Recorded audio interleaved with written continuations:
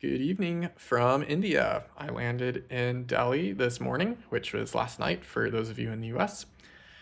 And I had a little bit of an adventure getting to the train station across the city. Um, I was wanting to avoid taking the taxis because I heard they would rip people off if they knew they weren't from around there. And obviously, I'm not from around here, and there were very few white people that I saw today. Maybe five, I think. But that's okay. I like Indians.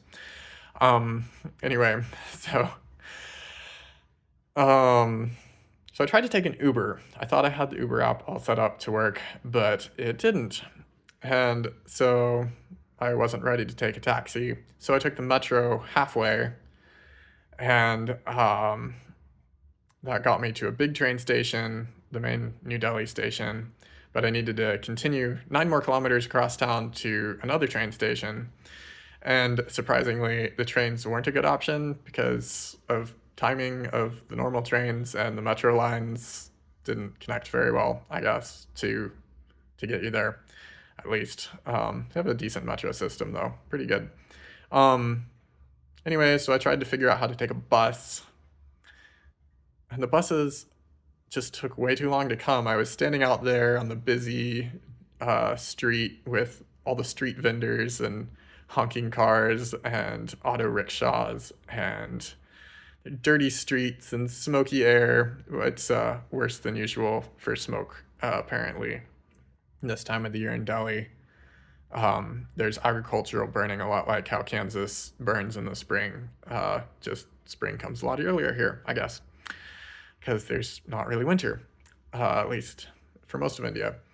Anyway, um, so I gave up on waiting for the bus, and as I watched the few buses that did come slowly move through the light traffic, or I don't know, moderate traffic, and I saw the taxis and rickshaws zipping through, I decided to go ahead and take a taxi. And there were, at the airport, I had three very assertive taxi drivers try to convince me to take their taxi, and I had turned them down multiple times before they actually gave up on me. And I assumed it'd be easy to find a taxi here, but the white cars with yellow license plates that I was pretty sure were taxis didn't seem to pay any attention to me when I tried to make eye contact and stuff. So I went with my fifth string option of auto rickshaw, and I was a little nervous, but maybe not as scared as a lot of Americans would be to ride in an auto rickshaw. It turned out it was kind of fun, just zipping along through the moderate traffic. It wasn't like heavy traffic, just some organized chaos of there's stripes on the road for 2 lanes, but people don't follow that too well, especially when you can fit two auto rickshaws and maybe a motorcycle all in 1 lane. Um, anyway, it was interesting. I got some pictures and videos that I'll post. And I made it to the train station 20 minutes before my flight left. I lost a lot of time getting out of the airport and trying to figure out what I was doing for transportation. But anyway, the driver was fairly safe, a little aggressive, but I guess you have to be driving in India. I had to barter for the price. I talked him down to from 250 rupees to 150 rupees. I don't. He probably still got a good deal. I don't know, but it's only like $2 in American money that I paid for the ride, which Uber was gonna charge me a little bit more than that anyway. And in the US, I'd pay a lot more than that on Uber. So anyway, got to the train, and then rode the train 4.5 hours out of town south to Kota. Um, a few things I noticed, both about Delhi and about the villages, were the buildings are completely different than in the US. Most of them are these boxy rectangular buildings, usually painted brightly colors, but most of them faded and falling into disrepair.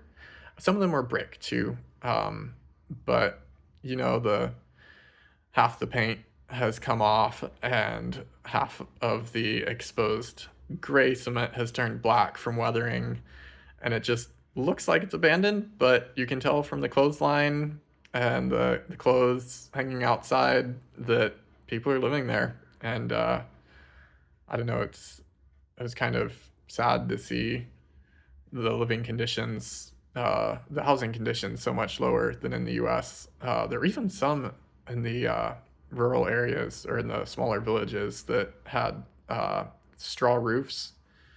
I don't know if the roofs had collapsed or what. And there's one abandoned train station where there were like six tarp tents set up, and in front of one, there was a mom cooking over an open fire and two little kids running around. So, yeah, a lot lower standard of living for some people here. Um, yeah, I guess we don't realize how blessed we are in the US, and how much we have to be thankful for. Um, but yeah, one other difference was in the villages, the houses were really clustered together. And so you'd go from no houses, no houses, no houses to suddenly there's this village with three-story houses, and the three-story big cement houses pop up out of nowhere, and and then they disappear just as suddenly to nothing, as opposed to the U.S. where we have like the core of the town with the bigger buildings, and then those buildings getting smaller and farther apart, and uh, and then farmhouses everywhere in the Midwest. Here, the farms didn't have farmhouses, just the villages basically. Um, but yeah, the landscape wasn't quite what I expected either. It's really flat in this part of India, and it's not jungle or anything. It's just flat fields that looked like grass. It might have been wheat. I think it was hay. And I think it had been recently burned and is just short green grass now.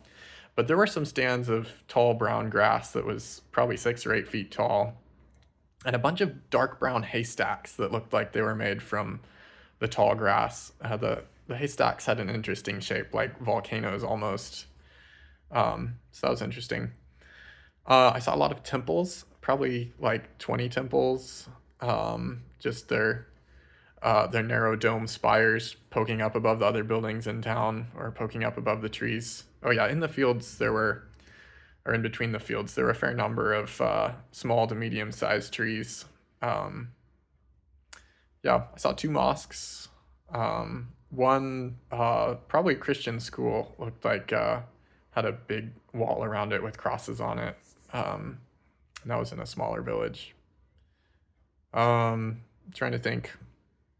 Yeah, I guess those are my impressions for now. I'll post some videos and pictures that I took separately.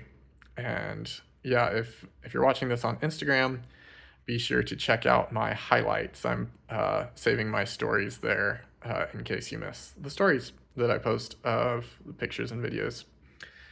Anyway, until next time, yeah, see you later. Bye.